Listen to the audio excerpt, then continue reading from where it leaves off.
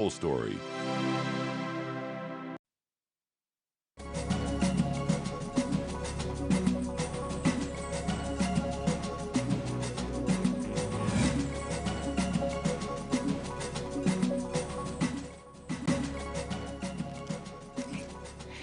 Naam, hujambo mtazamaji popote ulipo, karibu tujumuike kwenye taarifa za MBIU Wikendi. Mimi ni Cecilia wa Kesho Mathuva. Tunaanza na taarifa ambayo imegonga vichwa vya habari wiki hii, na ni kwamba mashirika ya kijamii yametoa wito wa kutekelezwa kwa sheria ya kudhibiti fedha za kampeni ili kutoa mwongozo wa kiasi cha fedha zinazopaswa kutumiwa na wanasiasa kufanyia kampeni.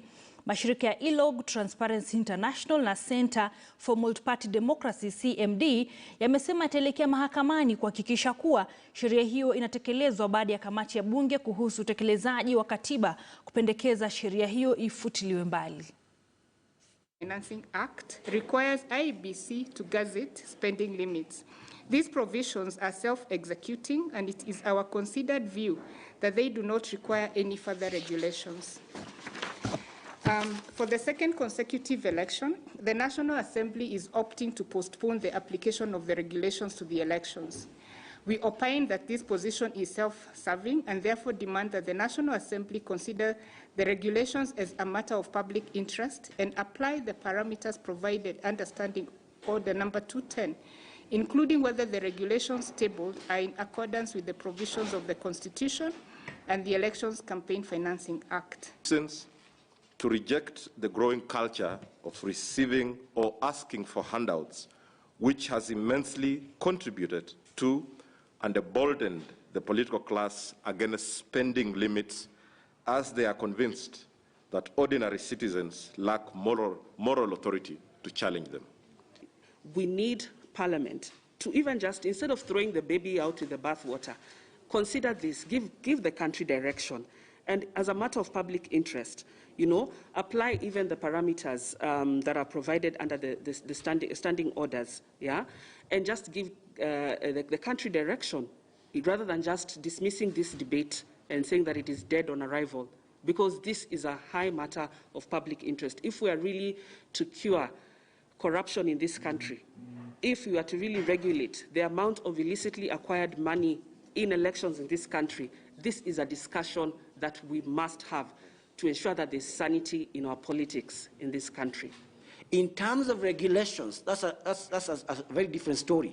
However, we're also saying, and you heard it from our statement, that the laws, the amendments which were presented in 2020 need to be debated. At least there were amendments to discuss the overall act. So if there are problems with the implementation of any part of that act, the Parliament has the powers to debate and make sure that the provisions of that act are implementable. And implementation means including the spending limits. Na sasa tugeukie masuala ya usalama, ambapo walinzi 4 katika hifadhi ya wanyama Laikipia wamejeruhiwa kwa kupigwa risasi na watu wanaoaminika kuwa majangili ambao wamekuwa wakijihusisha na visa vya wizi wa mifugo katika vijiji vya eneo hilo. Kisa hicho kinajiri wiki mbili tu baada ya afisa mmoja wa polisi wa kitengo cha GSU kuuawa kwa kupigwa risasi katika hifadhi hiyo.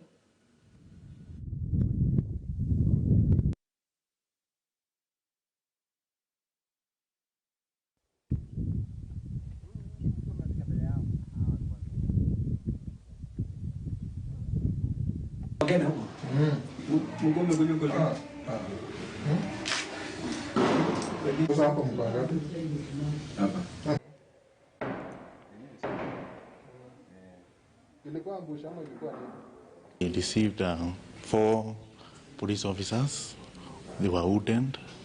So it was about 10 p.m. and we went to get them using the hospital ambulance, and they were brought to the facility, whereby they were wounded, and those who were wounded, the wounds were cleaned and sutured, and those who had fractures, they were taken the necessary care, and one of them was referred for further management. So the injuries, one of them was wounded at the foot, the other one was wounded at the eye, and the other one was wounded at the hand.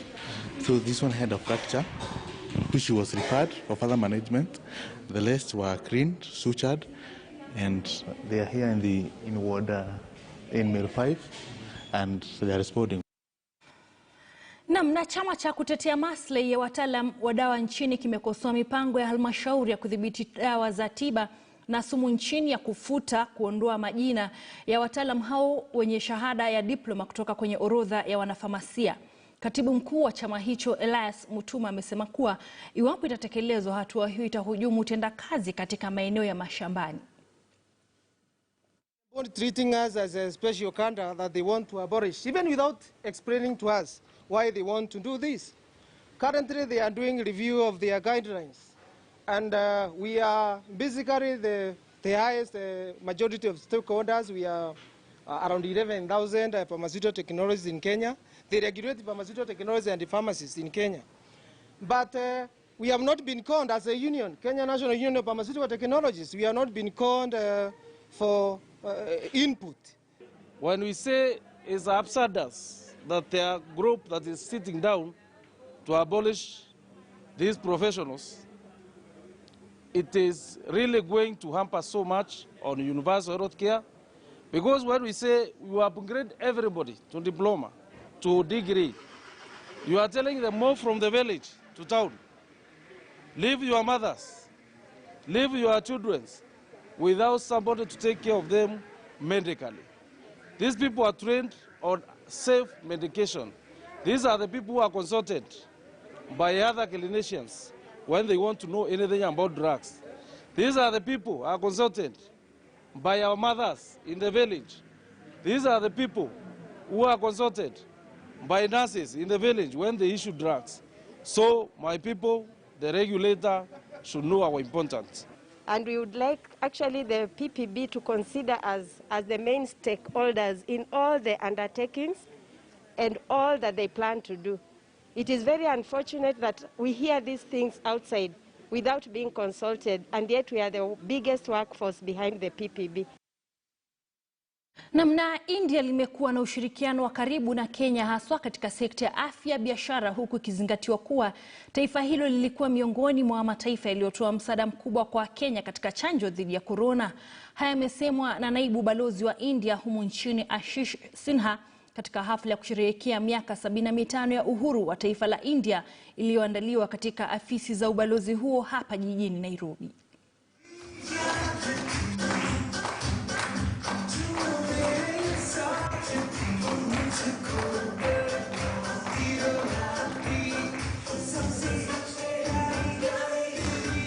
India offers lines of credit to friendly foreign countries, and Indian line of credit in Kenya currently are 4 kinds. One is for the Rivatex, which is complete. The other is for power transmission line and substations. Third is for development of small and micro enterprises, and the fourth is for agriculture mechanization. Now, of the 4, one for Rivatex is highly successful because with a meager sum of $29.55 million US, a defunct old textile factory, which was taken over by Moy University in Eldoret, was revived, total new equipments, new line of assembly and setup, and that is fully functional.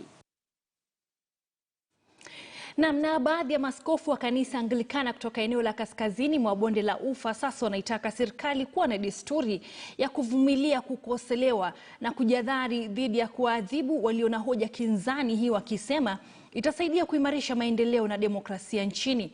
Akizungumza katika kanisa Anglikana la St. Matthews mjini Eldoret wakati wa maadhimisho ya 31 ya askofu wa zamani mwenda zake Alexander Muge aliyefariki kwa njia tatanishi kwenye ajali ya barabarani katika barabara ya Eldoret Webuye, askofu wa diocese ya Eldoret Christopher Ruto na mwenzake wa Kitale Emmanuel Chemengich wameitaka serikali kuwa angalifu mno na kutorejesha taifa kwenye enzi za ukoloni ambapo wakosoaji wa mfumo wake walikiwa na cha mtema kuni.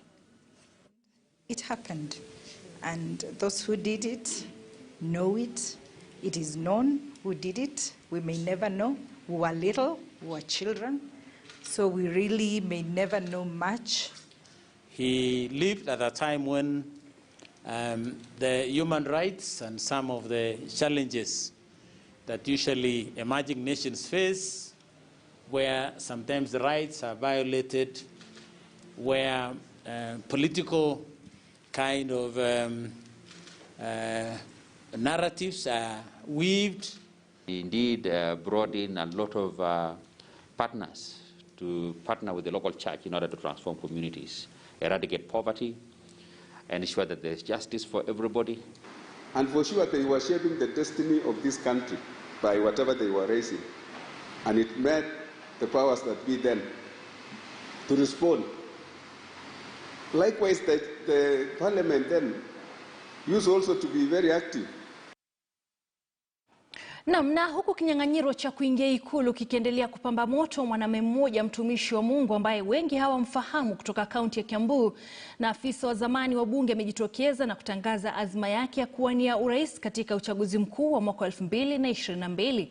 Askofu Zablon Karanja Mbugo wa kanisa la Biblical Pentecostal Apostolic Church Kiambu ametangaza azma yake kuongoza taifa pindi tu atakapochaguliwa mwaka ujao. Atakuwa mtumishi wa Mungu wa pili kujiunga na kinyang'anyiro cha urais baada ya mshirikisho wa zamani wa kanisa la PCEA Daktari David Githii kutangaza nia yake kuwa rais wa 5 wa taifa hili. The leadership of this country, because God has said he will use you for this purpose. We are crying of our sisters. You have a cry of our brothers and our sisters. Be your vessel to use to deliver your people.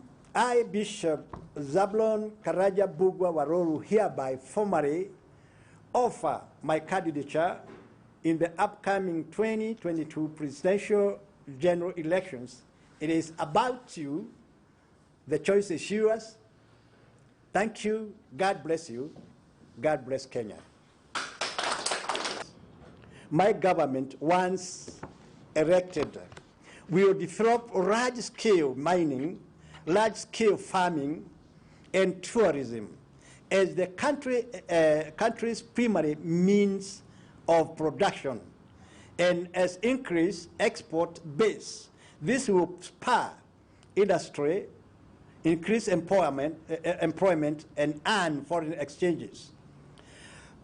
In order to spur industrialization, my government, once elected, will bring down the cost of power, electricity, and petroleum products through increasing clean, renewable sources of energy production, such as wind and solar power. Na bila shaka mtazamaji, tunapoendelea kutafakari hayo ya askofu huyo, sasa tuelekee mapumzikoni mafupi, lakini tunarejea na mengi hivi punde. Usiende mbali.